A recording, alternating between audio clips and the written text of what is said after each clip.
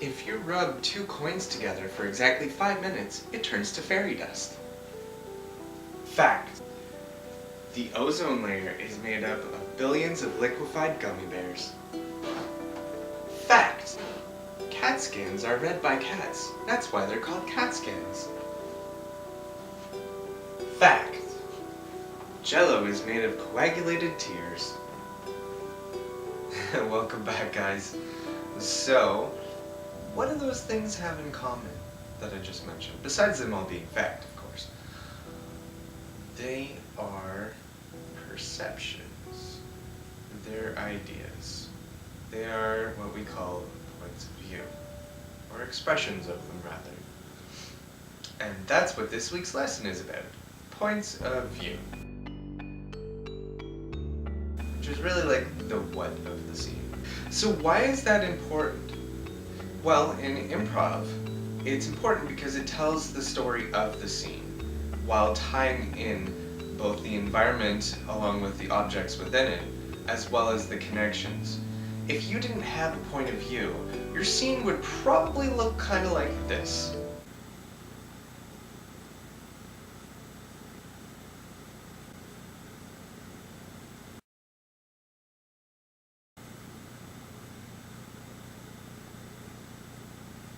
Wasn't that really amazing? I thought it was the best thing ever, you know? And the highlight of it was when they were breathing both at the same time.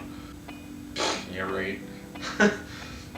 So, yeah, without a scene, it would look like that. So it's important to add some kind of perception or points of view to the scene. And you can start that ball rolling by a simple sound or movement, as long as it's observed or noticed, and then responded to.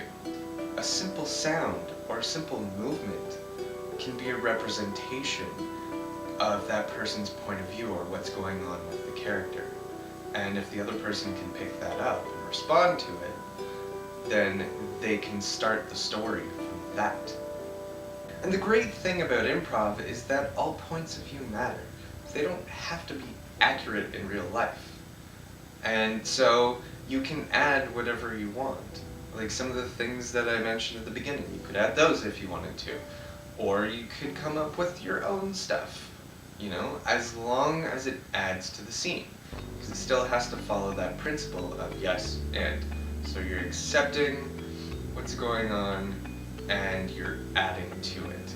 And if somebody brings up another point of view, or some sort of some action that you guys are doing and you don't like it, you don't have to like it. You just have to accept it and work with it. And the same thing could be with thoughts too.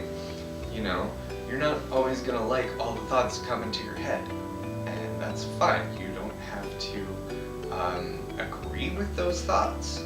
You just have to accept that they're there and either work with them or just refocus on something else. And also, in life outside of improv, point of view is important. And the point of view is important because of your own life scenes. Without having your own point of view and the expressing of it, you know, your scenes, your life, can start to resemble the scene that I showed you earlier with the father and the son. So make your own life scenes exciting and satisfying by valuing your own points of view. Express your opinions. Express your desires. Express your boundaries. You know, express questions or compliments you have towards other people. Express you. So going back to a past lesson about status, which we did in level A, and you can find the link there. If you want to live life at a level 10, that means to value, you know, your own point of view at a level 10, as well as your emotions. Everything that makes you, you. And so this class was about recognizing the different points of view.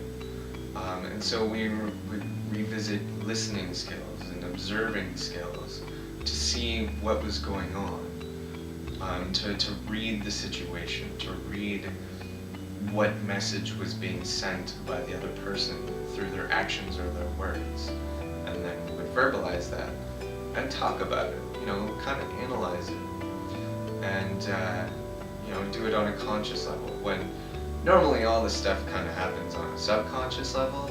It's important to see it on a conscious level as well, just to be able to trust yourself, and so you can connect with the scene. And for me, this class was a pretty amazing class. It gave me permission to be me when I haven't done that in a long time. Not completely anyways. And the teacher encouraged that. He told us to, put our opinions out there, ask questions, make suggestions, within the class itself. And so it was important to me because I was saying yes to what I wanted to do. I was saying yes to how I wanted to do it, to the words that I was saying, and to the emotions that I was feeling while I was doing the scenes. And I have to tell you that that is the most amazing thing in the world for me. To be myself and to honor that. So it's so important. And it feels so good. It feels so good because I'm valuing me. Yeah, I haven't felt that good about myself since I can remember. So I'm really, really grateful for this class. So I think that's about it. If you like this video, please give me a thumbs up so you can let me know that you like it. Comment below if you have a point of view you'd like to share, an opinion, a comment, a suggestion, a question. And subscribe if you'd like to see more videos like this. And I post videos once a week. So yeah. Alright, well, I'm gonna go, and I will see you in the next video. Alright, bye. If you haven't already seen days 1, 2, 3, or 4 of Improv for Anxiety Level B, click on the following links below and watch them now.